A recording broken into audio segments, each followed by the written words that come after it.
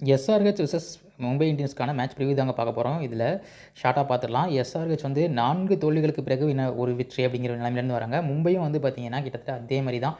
டெல்லி கூட வந்து ரொம்ப சூப்பரான ஒரு வின்னுக்கு அப்புறம் வராங்க. ஸோ இவங்க 2 பேருக்குமே வந்து என்ன மாதிரியான விஷயங்கள் மேட்சப் இருக்கும் அப்படிங்கிறத பார்க்கலாம். Aggressive batters versus aggressive bowlers. உதாரணத்துக்கு பி ஸ்கொயர்னு சொல்லக்கூடிய பும்ரா அண்ட் போல்ட் வந்து மும்பையில் இருக்கிறாங்க. இங்கே வந்து Abhishek Sharma and Travis head இவங்களுடைய பேட்டிங் ரொம்ப முக்கியத்துவமாக இருந்தது. இந்த பேட்டில் பார்க்கப்படுது. ஸோ இந்த 4 பேரில் யாரை வேணாலும் நீங்கள் வைஸ் கேப்டனாக கொடுத்து ட்ரை பண்ணுறது ட்ரீம் 11க்கு ஒரு பெஸ்ட்டாக இருக்கலாம். அண்ட் அடுத்த பேட்டில் என்னென்னு பார்த்தீங்கன்னா ரோஹித் வெர்சஸ் சமி வந்து ஒரு பேட்டில். ஏன்னா இது வரைக்கும் சமி வந்து 3 தடவை ரோஹிட்டை வந்து அவுட் ஆக்கியிருக்காரு. ஆனால் என்ன ஒரு வருத்தமான விஷயம்னா இந்த லீக்கில் இந்த ஐபிஎல்லில் 2 பேருமே வந்துட்டு ஃபார்மில் இல்லை அப்படிங்கிறது தான்.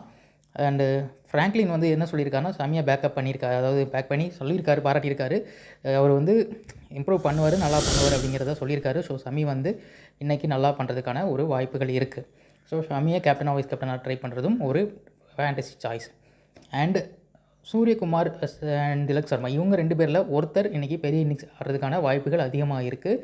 அண்ட் இந்த 2 பேருக்கும் பேட் கமின்ஸ் வந்து இவங்க 2 பேருக்கும் ஒரு முக்கியமான த்ரெட்டாக இருப்பார். அந்த விஷயத்தையும் நம்ம வந்து கவனத்தில் எடுத்துக்கணும். அதுக்கப்புறமா Karan Sharma and Santner. So அதுக்கு முன்னாடி வந்து சூரியகுமார் யாதவ் லாஸ்ட்டாக வந்து இந்த டீமுக்கு எதிராக ஒரு 100 அடிச்சிருக்காரு. ஸோ அதை வந்து யோசிச்சுக்கோங்க. வைஸ் கேப்டனாக ட்ரை பண்ணுறதா இருந்தால் கூட பண்ணிக்கோங்க.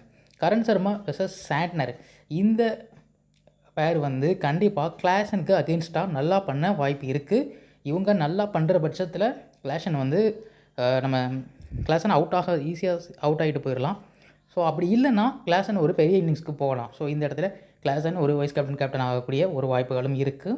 கரண் சர்மா இல்லை சாண்டர் இந்த 2 பேரில் யாராவது ஒருத்தர் கேப்டன் வைஸ் கேப்டனாக ஆகக்கூடிய வாய்ப்புகளும் இருக்குது. இதுதான் இன்றைக்கான மேட்ச் ப்ரிவ்யூ. தேங்க்யூ.